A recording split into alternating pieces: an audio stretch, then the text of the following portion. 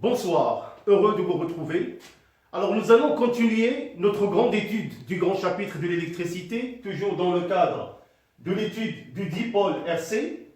Alors la capsule précédente, vous êtes obligés, si vous voulez continuer les cours avec moi, de revenir à cette capsule, comment on étudie ou comment on établit l'équation différentielle à travers une étude théorique du dipôle RC.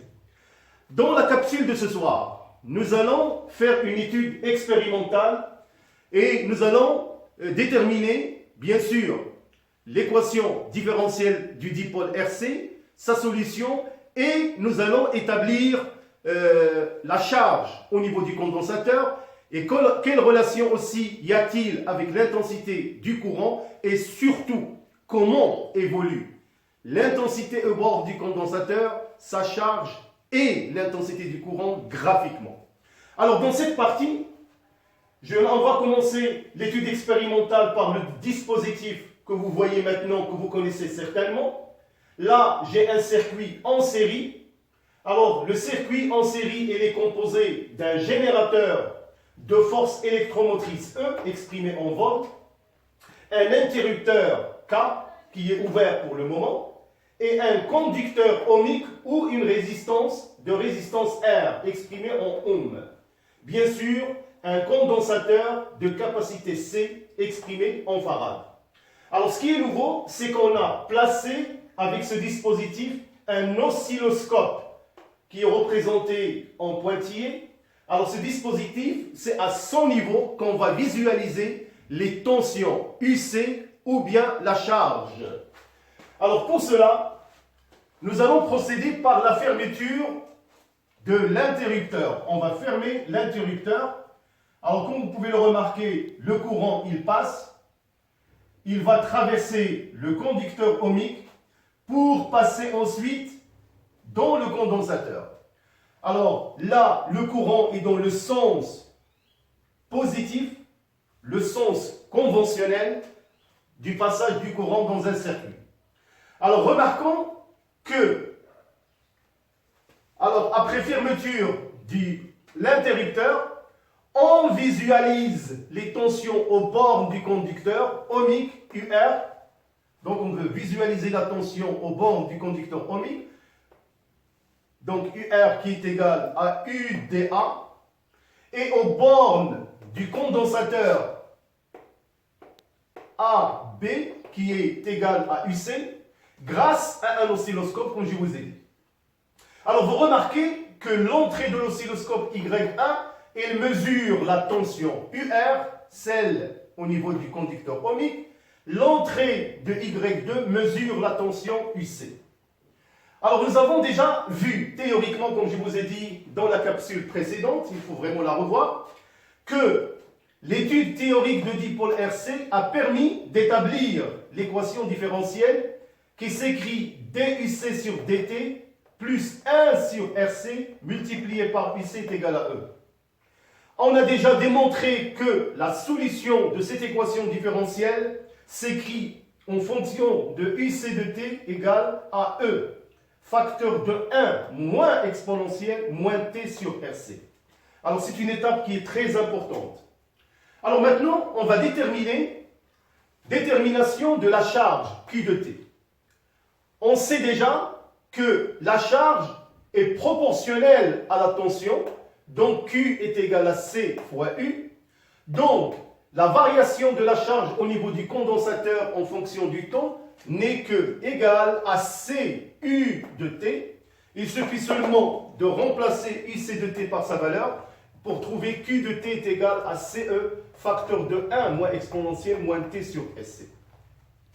Alors maintenant, on peut établir ou déterminer détermination de l'intensité du courant. Comment le courant varie, c'est-à-dire au moment de la charge du condensateur. Nous savons déjà que I de T, c'est dQ sur dt. Alors, il suffit seulement de dériver cette expression par rapport au temps. C'est D de CE, facteur de 1 moins exponentielle T sur RC par rapport au temps.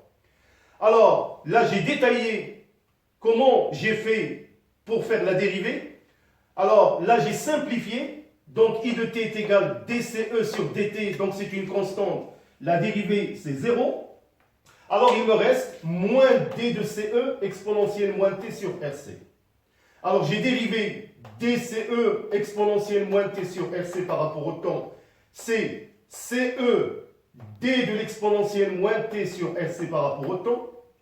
Alors, qui est égal à moins CE sur RC exponentielle moins t RC. Vraiment, c'est à vous de refaire ces calculs parce que c'est très important. Alors, il suffit seulement de remplacer dans l'expression de I de t pour trouver enfin l'expression du courant au cours de la charge du condensateur. I de t est égal à E sur R multiplié par l'exponentielle moins t sur RC. Alors, vous allez retenir donc trois relations. Donc, c'est la deuxième. La première, c'est celle-là. La deuxième et la troisième que je vais essayer de tracer graphiquement et faire des interprétations.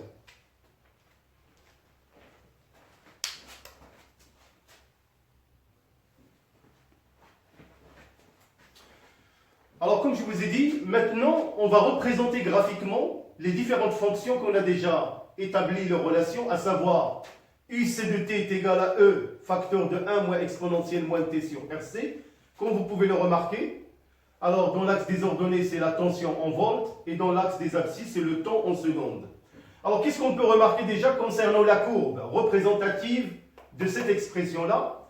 Alors, on remarque que la courbe est une fonction, la courbe de CF est une courbe exponentielle croissante, comme vous pouvez le remarquer.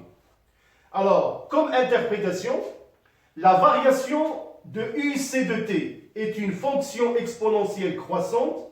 On remarque, d'après la courbe, que la charge au niveau du condensateur se fait d'une manière progressive.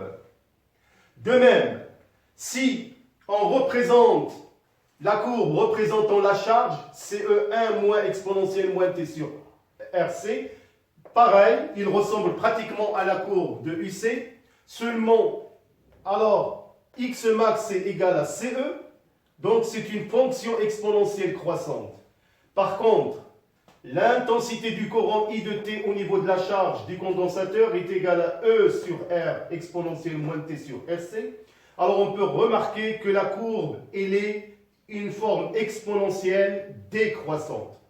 Donc ce sont des courbes vraiment à retenir que je vais maintenant interpréter pour, bien sûr, déduire quelques paramètres qui vont nous être, bien sûr, utiles pour l'étude du dipôle RC.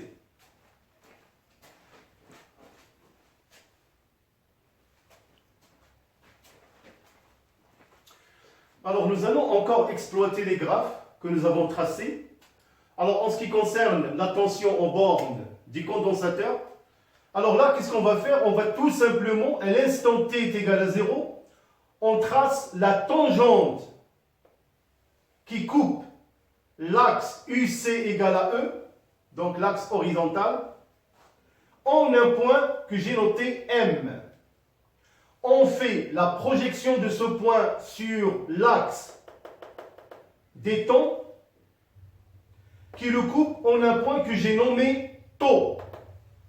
Alors ce point-là, tau, nous l'avons déjà vu quand on a établi l'équation différentielle. Donc tau est égal à R, la résistance multipliée par la capacité. C'est une relation à connaître impérativement.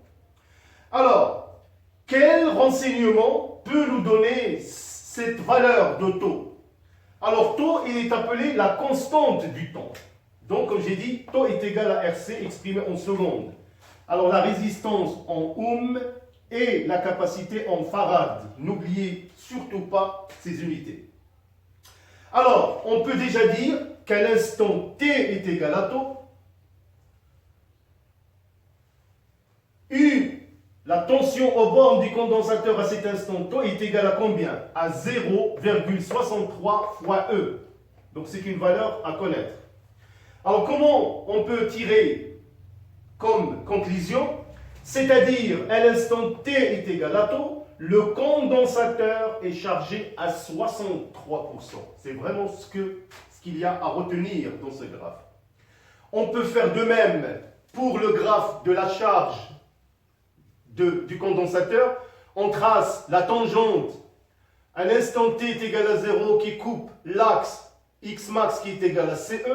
On a un point M', on fait sa projection sur l'axe des temps et on va déterminer taux qui est égal à RC.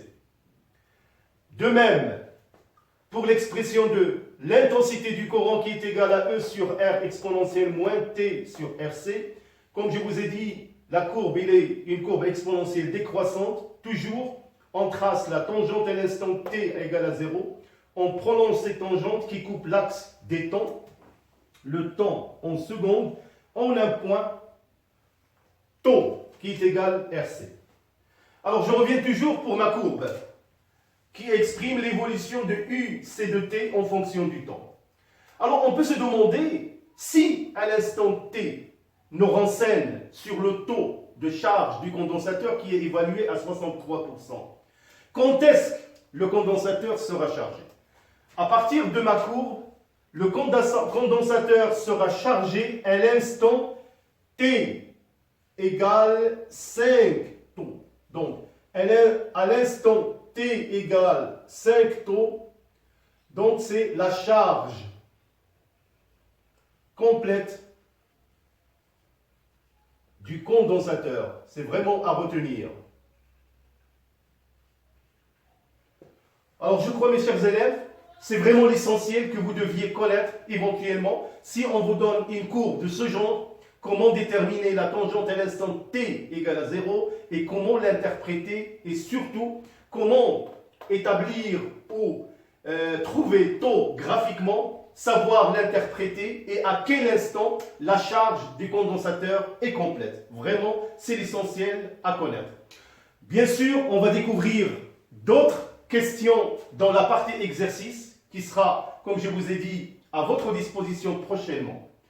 Donc, j'espère que j'ai été conçu et clair pour l'essentiel pour vous.